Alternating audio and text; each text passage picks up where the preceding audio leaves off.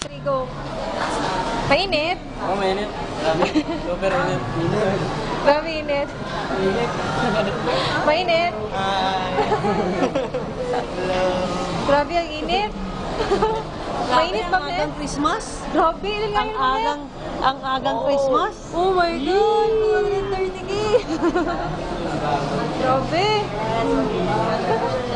Nagbibidyohan tayo, Ma'am Les. Hello!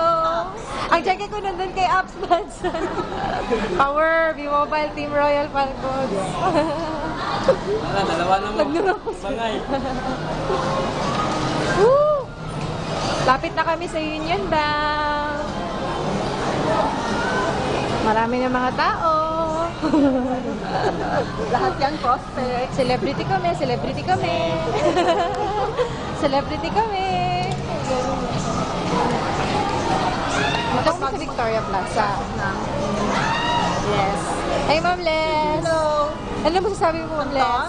Sa power check mo. Ay, ako. Ito yung fruit of labor. Grabe, 25. Labor of love. Pambaon lang yun, Ma'am Les, no? Yes, Ay, Ma'am Les. Correct. Ganito maging tambay sa View Mobile. Yes. Tambay, hayahay kayo. Hayahay kayo. 6 words. Six We words. have a millionaire mind. Power! A millionaire Ano yung sinasabi nilang scam, Ma'am Les? Ano masasabi mo dun sa scam na word? Scam. Scam naman tayo, di ba? Ano nga yun, Ma'am Les? Hindi. Super. Ano ba yun? Classy. Classy. Adorable. Millionaire. At dahil dyan, pupunta tayo sa... Union Message! Message! Dito na kami sa Union Bank. Okay, ako gusto ko lang iparating na wala akong masama na mag-research. Kung may duda ka, huwag mong i-judge right away. Kung may duda ka, aralin mo, i-research mo. Kasi yun lang din yung ginawa ko. Dahil kung automatic na nag-nega ako, wala ako dito, di ba? Background. Bakit kaya natin mag-abroad, mapalayo sa family para kumita? Bakit hindi natin kayang buksan yung ating isipan para pwedeng kumita ng ganito, nakasama mo pa yung pamilya mo? Tama. Diba? So, yun ang pinaka-importante. Tama.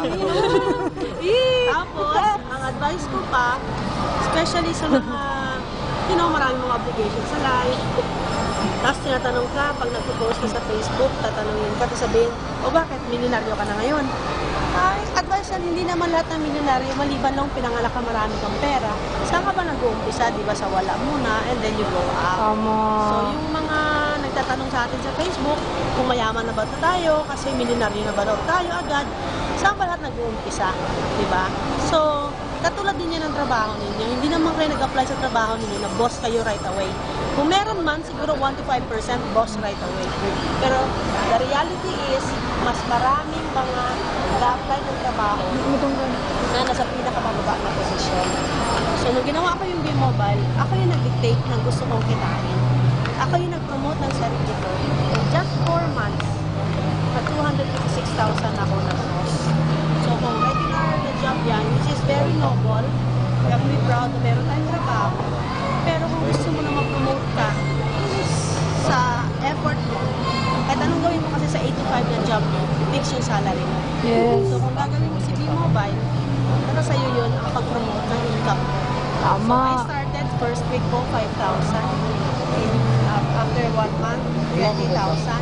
The following month, 88,000. Now, 256,000.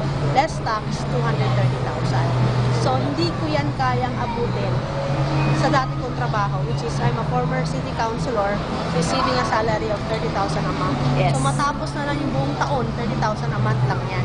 Pero ito, 4 na buwan pa lang, Power! 56,000. So, nasa sa'yo yan. Hindi kita pipilitin maniwala, pero tanongin mo yung sarili mo, marami ka pa bang gusto sa buhay mo? Dahil kung marami pa, mag-isip-isip ka na, ito yung makakapagbigay sa'yo. B-Mobile. Yes! Kuya Man! Yay! Thank you, Ma'am Net. Power leader ng mga Cash na tayo. Team Royal Falcons! Isang wave dyan! Picture! Picture na muna lahat para